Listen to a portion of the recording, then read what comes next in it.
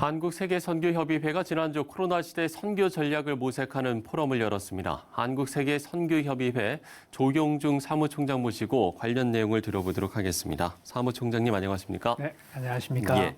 자, 앞서 말씀을 드린 대로 지난주에 포럼을 개최하셨는데 먼저 이 포럼 내용을 소개해 주시면 좋을 것 같습니다. 네, 저희 포럼에서는 그동안 우리 한국교회 100만 자비량 선교사 동원에 대한 내용과요. 네. 이번에 디지털 선교 플랫폼을 어떻게 만들어갈 것인가, 그리고 3040 세대를 어떻게 선교에 동원할 것인가, 또 우리가 말씀과 기도가 얼마나 선교에 기본적으로 중요한 것인데 이것을 어떻게 다시 한번 중요성을 깨닫게 하고요. 예. 그리고 선교의 전체 총체적인 그런 이제 구조 조정이라고 할까요? 이런 것과 그리고 세계 글로벌 네트워크에 대해서 나누는 그런 포럼이 있었습니다. 예. 좀 어떤 분들이 참석을 하셨을까요? 여기에는 이제 평소 우리 그 선교를 파송된 선교사보다는 예. 선교를 지원하고 또 그동안 선교의 다른 영역에서 섬겨오던 이런 분들이 좀 많이 참석을 하였습니다. 코로나19 때문에 그야말로 사회의 변혁이 일어났다고 할 수 있을 것 같습니다.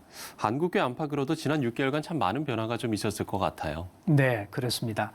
우리 한국 교회 전체가 지금 거의 6개월 동안 락다운은 완전히 네. 아니지만 많이 이제 예배를 축소해야 됐고 또 이런 결과로 나타나는 것이 이제 재정 축소라든지 이런 게 나타나는데 예. 선교사들에게도 그게 직접 영향을 주어서 한 50% 이상의 그 재정 감소를 경험한 그러한 결과가 나오고 있고요. 예. 그리고 선교사들이 지금 많이 현지에 있다가 지금 철수한 선교사님들이 우리 본국에 지금 많아지고 있습니다. 예.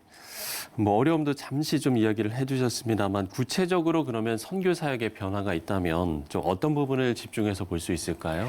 지금 당장 이제 선교지에 있는 선교사님들도 선교 사역을 대면 접촉할 수 없는 그런 상황이 거의 대부분이기 때문에 그렇죠. 지금까지 선교사님들이 이제 대면 접촉하지 않는 한도 안에서 이제 사역을 해야 되고요. 그렇기 때문에 비대면 사역을 지금 많이 준비하고 또 있는 그런 상태고요. 우리 선교사님들이 또 외국인에 대한 혐오 감정 이런 것들 또 기피 감정들이 전 세계적으로 일어나고 있기 때문에 선교사들도 쉽게 이제는 모르는 곳에 접근할 수는 없는 이런 상황이 되어 있습니다. 그래서 선교사들의 모든 사역들이 지금 침체되어 있다고 할까요? 그런 가운데에서 우리 선교사님들은 지금까지 앞으로 이제 어떻게 해야 할 것인지 대책보다도 주님께서 지금 이 시간을 통해서 무엇을 가르쳐 주시고 계시는지 주님의 음성을 듣는 시간들로 지금 많이 사용을 하고 있습니다. 예. 비슷한 질문이 좀 될 수도 있을 것 같은데요. 우리가 이제 선교제세 복음 전도 방법도 이전과는 좀 달라져야 할 부분일 텐데 어떤 논의들이 현재까지는 좀 나오고 있습니까? 그동안의 컨택에서 언택트 시대다 이렇게 얘기를 하는데 우리가 이제 온택 정말 이 온택이라고 하는 거는 비대면 시대에도 우리가 디지털 IT 기술을 통해서 찾아갈 수가 있고요. 아주 비근한 예를 든다면 페이스북을 통해 가지고 모슬렘 국가에서 많은 사람들이 성경을 읽겠다고 찾아오게 하고 또 그들에게 성경을 보급하고 또 보급된 성경을 어떻게 읽는지를 팔로우하는 일들을 그동안 좀 실시해 왔습니다. 그러니까 이러한 방법들도 앞으로는 더 구체적으로 아주 포커스해서 발전을 시켜 나가야 되고요. 그리고 우리 글로벌 네트워크가 또 디지털 이 시대이기 때문에 가능해졌습니다. 더. 그래서 요즘 이제 선교사님 아프리카에 있는 선교사님 같으면 한 400km를 운전하고 가가지고 거기에서 그동안 사역을 했는데 이제는 갈 수가 없고 그래서 줌으로 했더니 아프리카에서도 줌이 잘 됩니다. 그래서 이 줌을 통해 가지고 그 사역을 했더니 이렇게 편하고 오히려 효과적이라고 하는 그런 고백을 우리가 듣습니다. 그래서 이 IT 기술을 앞으로 우리가 선교에 잘 활용한다고 하면 아마 더 효율적인 그런 것도 가능할 것으로 보여집니다. 그래서 우리가 대면, 비대면을 어떻게 이제 적절하게 잘 사용할 것인가. 이게 이제 우리의 숙제라고 할 수 있죠. 예, 어찌 보면 생각의 전환이 또 필요한 시기이지 않을까라는 네. 생각도 듭니다. 그동안 이제 해마다 단기 선교팀의 방문이 선교지사에게 중요한 부분이기도 했는데 우리가 선교 동원이나 사역지와의 연계 부분 등에서도 많은 변화가 좀 있을 것 같아요. 네, 그렇습니다. 우리가 단기 선교 이제는 비행기 타고 가는 그 비행기를 타고 가고 싶어도 이제 갈 수가 없어요. 네. 그런 경우가 많이 생기기 때문에 특히 이제 올 여름 같으면 거의 해외 단기 선교는 아마 거의 이제 못 한다고 그렇죠. 생각을 해야 되는데요. 그렇게 되면은 우리는 단기 선교를 여러 가지 방향으로 전환할 수가 있습니다. 먼저는 국내에 있는 외국인들, 국내에 이제 거의 250만, 뭐 300만에 가까운 이제 외국인들이 거주하고 있는데 이들에게 할 수 있는 일들, 이주 난민들을 포커스할 수가 있고요.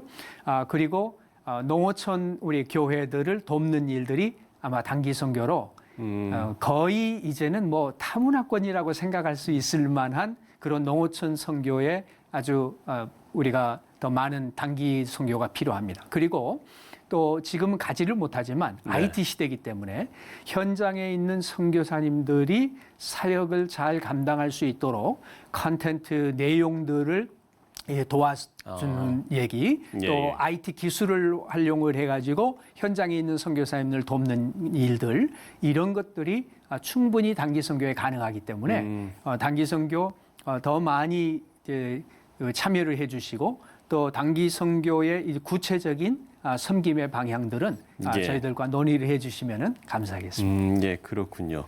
자, 이 모든 것들이 이제 앞으로 온라인과 오프라인의 사역을 어떻게 이제 유기적으로 잘 연결하고 선순환시키느냐가 상당히 중요할 것 같은데 끝으로 그렇기 때문에 선교사에게 과제가 무엇인가 우리가 이 부분에 대한 생각을 안 해볼 수 없을 것 같거든요. 선교사에게 과제가 그리고 우리가 이제 기도해야 할 부분은 어떤 것인가를 좀 말씀해 주시면 좋을 것 같습니다. 사실 이번 이 코로나 사태는 네.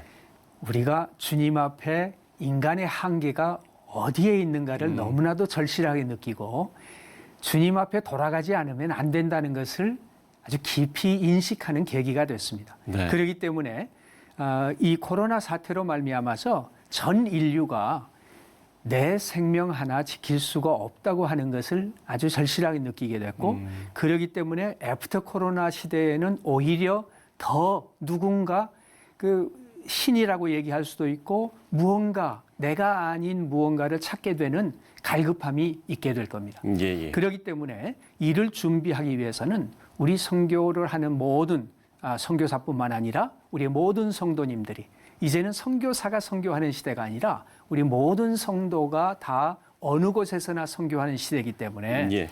준비를 해야 되는데 그 준비는 말씀과 기도입니다. 가장 기본으로 돌아가서 말씀과 기도 가운데에서 나오는 그 영성들이 우리 주위를 정말 이 주위의 사람들에게 매력 있는 그런 삶을 살게 하고요. 그리고 우리 선교사들을 통해서 뿜어져 나오는 그 복음의 능력이 삶 그 자체에서 품어져 나올 때 자연스럽게 사람들은 우리 주님 앞으로 돌아오게 될 것입니다. 그래서 우리가 어떤 기술을 발전시키는 것도 분명히 필요하고 여러 가지 전략을 논의하는 것도 필요하지만 우선 가장 먼저 해야 할 것은 우리가 주님 앞에 바로 서는 것이고 그리고 우리 한국교회가 그렇게 바로 설 때에 바로 선 선교사들이 더 나오게 될 것이고요. 그렇죠. 우리 이미 나가 있는 선교사님들도 우리의 자세를 가다듬고 정말 이 코로나 시대 그리고 그 이후의 시대에 가장 적합한 선교를 감당할 수 있으리라고 믿습니다. 예. 말씀과 기도, 기본의 중요성을 다시 한번 강조를 해주셨습니다. 그야말로 새로운 시대로 나아가고 있는데 이 모든 변화가 또 다른 열매를 맺을 수 있기를 저희도 함께 기도하도록 하겠습니다. 네, 한국세계선교협의회 조용중 사무총장과 이야기를 나눠봤습니다. 사무총장님 오늘 말씀 고맙습니다. 감사합니다.